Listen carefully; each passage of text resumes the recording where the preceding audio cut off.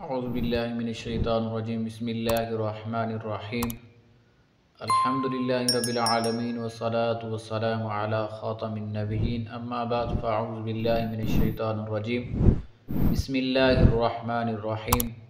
फरमान मुस्तफ़ा सल्लल्लाहु तआला अलैहि वालिहि वसल्लम है कि मुझ पर कसरत से दरूद पाक पढ़ो, बेशक ये तुम्हारे लिए तहारत यानी पाकीज़गी है। सल्लु अलल हबीब सल्लल्लाहु तआला अला मुहम्मद सल्लल्लाहु तआला अलैहि वालिहि वसल्लम। रोज़ुर रियाहीन में है कि हज़रत सैयदना अबू बकर शिबली रहमतुल्लाहि तआला अलैह फरमाते हैं कि मैं एक काफ़िला के हमरा मुल्क शाम जा रहा था।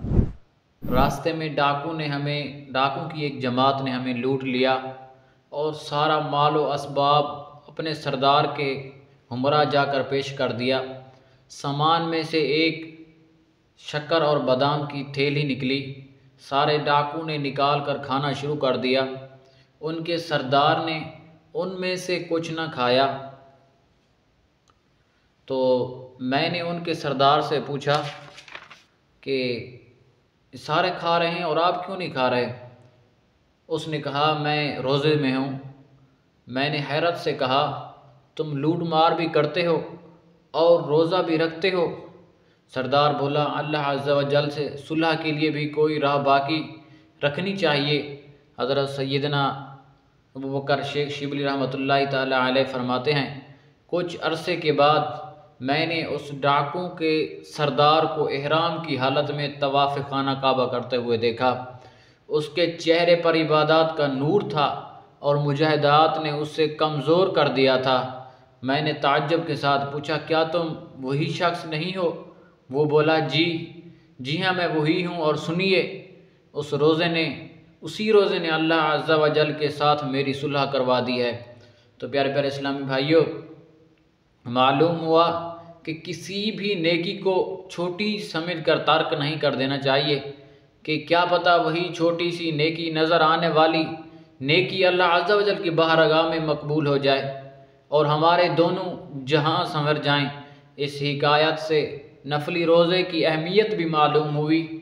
अगरचे हर एक कसरत के साथ नफली रोज़े रखने की ताकत नहीं पाता, ताहम कम अज़ कम पीर शरीफ का रोज़ा तो रख ही लेना चाहिए कि सुन्नत है। देखिए ना, उस डाकू के सरदार को रोज़ा ने कहाँ से कहाँ पहुँचा दिया। रोज़े की बरकत से उसे हिदायत भी मिली और विलायत भी मिली। तो प्यारे प्यारे इस्लामी भाइयों, कैमिया सआदत में हज़रत शेख कितानी रहमतुल्लाहि ताला अलैह फरमाते हैं मैंने हज़रत सय्यदना जुनैद बगदादी रहमतुल्लाहि ताला अलैह को बाद वफ़ात ख्वाब में देखकर पूछा मा फ़अलल्लाहु बिका, यानी अल्लाह तबारक व तआला ने आपके साथ क्या मामला फरमाया?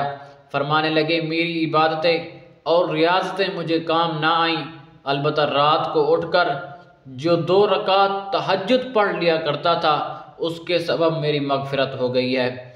तो प्यारे प्यारे इस्लामी भाइयों, यानी अल्लाह अज़्ज़ा व जल की रहमत बेबहा यानी कीमत नहीं मांगती, बल्कि उसकी रहमत तो बहाना ढूंढती है। प्यारे प्यारे इस्लामी भाइयों, फ़राइज़ की अदायगी के साथ साथ नवाफिल को भी आदत डालिए और खुसूसन तहज्जुद तो हर गज़ न छोड़ा करें।